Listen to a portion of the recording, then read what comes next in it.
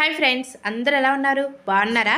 మనం నిన్నటి వీడియోలో బ్లౌజ్ కటింగ్ అయితే మాట్లాడుకున్నాం కదండి. మీరు ఆది బ్లౌజ్తో కట్ చేసినా లేదా టేప్తో మెజర్మెంట్ తీసుకొని కట్ చేసినా సరే మనకి బ్లౌజ్ కటింగ్ అనేది పర్ఫెక్ట్గా రావాలి. ఫినిష్ అయ్యేసరికి ఫిట్టింగ్ అంతా కూడా బాగుండాలి అంటే నేను చెప్పే మెథడ్లో కనుక మీరు బ్లౌజ్ని కనుక కట్ చేసి స్టిచ్ చేశారనుకోండి, ఫిట్టింగ్ అయితే చాలా బాగా కుదురుతుంది.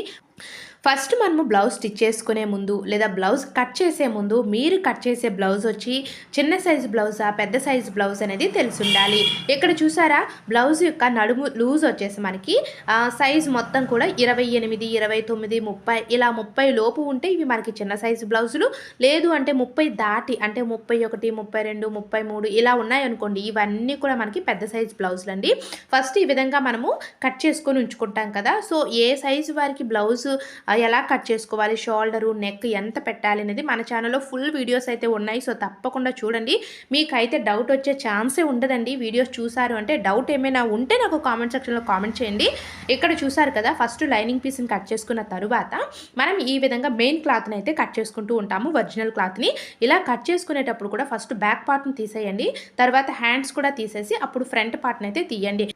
ఎప్పుడైనా సరే మనం మెయిన్ క్లాత్ని కట్ చేసుకునేటప్పుడు ఈ విధంగా 1/2 ఇంచ్ అయితే ఎక్స్ట్రా ఉండేటట్టుగా కట్ చేసుకోవాలండి.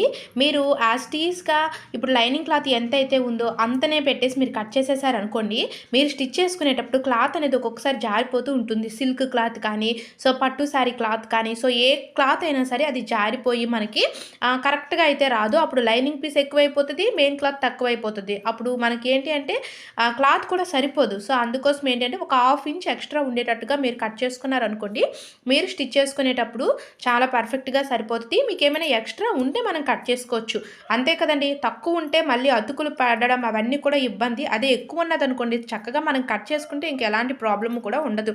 అలాగే నెక్స్ట్ హ్యాండ్స్, ఇక్కడ చూసారు కదా, హ్యాండ్స్కి అయితే క్లాత్ ఏమీ సరిపోలేదు. ఇక్కడ మనకి అతుకులు అయితే పడతాయండి. నేను నెక్స్ట్ స్టిచ్చింగ్ వీడియోలో అయితే చూపిస్తాను హ్యాండ్స్కి అతుకులు అనేవి ఎలా వేసుకోవాలి, లోతు ఎలాగ తీయాలి అనేది స్టిచ్చింగ్ వీడియోలో చూస్తే మీకు క్లియర్గా అర్థమవుతుంది.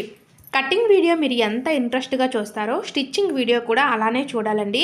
చాలామంది కటింగ్ వచ్చేస్తే సరిపోతుంది కదా, స్టిచ్చింగ్ ఏముంది ఇంకా అలాగా ఆది జాకెట్ని చూసుకొని స్టిచ్ చేసేయడమే కదా అని అనుకుంటారు. కానీ కటింగ్ వీడియో చూసినంత ఇంట్రెస్ట్గా స్టిచ్చింగ్ వీడియో కూడా మీరు చూస్తేనే మీకు అర్థమవుతుంది. లేకపోతే మీరు తప్పులు చేసే ఛాన్స్ అయితే ఉంటుంది. సో రాంగుగా స్టిచ్ చేసే ఛాన్స్ ఉంటుంది. కాబట్టి స్టిచ్చింగ్ వీడియో చూడండి. వీడియో నచ్చితే లైక్ చేయండి. Thanks for watching.